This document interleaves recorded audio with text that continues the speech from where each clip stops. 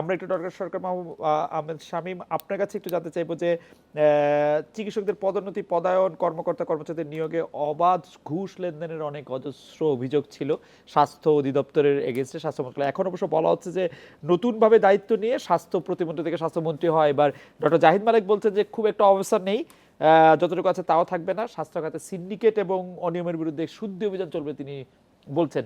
এখনকার অবস্থাটা আসলে কিরকম বলে আপনি মনে করেন?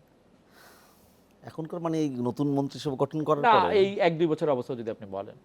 খুব ভয়ঙ্কর অবস্থা, খুব ভয়ঙ্কর অবস্থা ইন এভরি সেন্স যদি বলেন না আপনি। এখন এটা তো শুধু ডিজি হেলথের কথা বললে লাভ হবে না, প্রত্যেকটা জায়গাতেই তো একই অবস্থা। যে এখন যদি আপনি শুধু এখন তবে স্বাস্থ্যক্ষেত্রে সবচেয়ে দূর মানে আপনার ইয়েগুলো নিয়োগগুলো যে শুধু টাকা পয়সার ক্ষেত্রে হচ্ছে না, এটা পলিটিক্যাল অ্যাফিলিয়েশন দিয়েও হচ্ছে অনেকগুলো। এখন আপনি বলতে পারেন যে পলিটিক্যাল অ্যাফিলিয়েশন থাকা তো ভালো, অ্যাফিলিয়েশন থাকলে তো চাকরি হবেই বা ভালো পদোন্নতি যাবেই।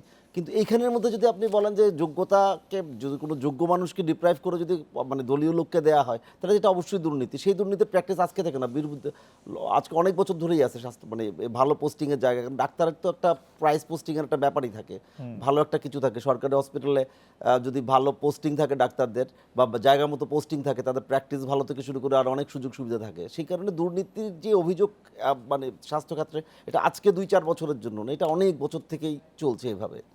তো এখানে শুধু এখন করে বললে হবে না, এখন ইয়াটা পাল্টেছে, স্টাইলটা পাল্টেছে। এই দুর্নীতির মধ্যে তো আসলে ডাক্তাররাও জড়িত থাকেন, অবশ্যই জড়িত থাকে। ডাক্তারদের মতো এরকম একটা মহান পেশায় এসেও এই দুর্নীতি করা কি কারণে? এখানে যেখানে মানে সরকারি চাকরিতে বেতন ভাতা অনেক বেড়েছে। না না, এটা তো আপনি একটা সার্ভিসের কথা বললেন। আপনি মহান পেশা বলে ডাক্তারকে আর করে লাভ না। ডাক্তারই পুরোপুরি সেবা বিক্রি করার পেশা, সেবা আমরা বিক্রি করি। বাংলাদেশে যদি কেউ বলে যে আমি শুধুমাত্র মানুষের সেবা করার জন্যই ডাক্তারিতে এসেছি, এটা একটা মিথ্যা কথা, নির্জলা মিথ্যা কথা।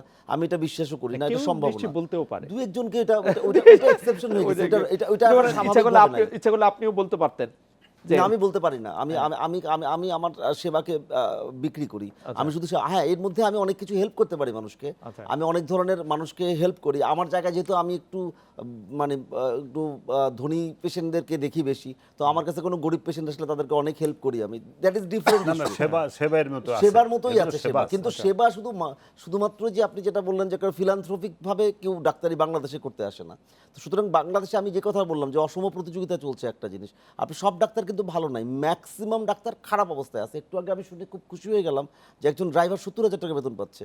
তো আমার ডাক্তার তো 20,000 টাকাও বেতন পায় না, সবচেয়ে বেশি পড়াশোনা করে, সবচেয়ে বেশি সরকারি চাকরি করলে তো নিশ্চয়ই, সরকারি চাকরি করলেও এখনো সরকারি চাকরি করলে তো না, প্রথম স্কেলই তো অনেক বেশি। সপ্তাহের কয়জন সরকারি চাকরি করলে তো সরকারি চাকরি তো ডাক্তারদের জন্য অনেকেই আছে, কিন্তু ডাক্তাররা তো ঢাকার বাইরে যাবে না, গ্রামে গিয়ে থাকবে না, ইউনিয়ন পরিষদে কাজ করবে না, এরকম নানা কিছু থাকে আর সেজন্য সরকারি চাকরি। এটাও কিন্তু আপনারা পুরোপুরি সত্য বলেন, আপনি ওই পারসেপশন থেকে বলছেন সবকিছু। ব্যাপারটা কিন্তু এখন তা না।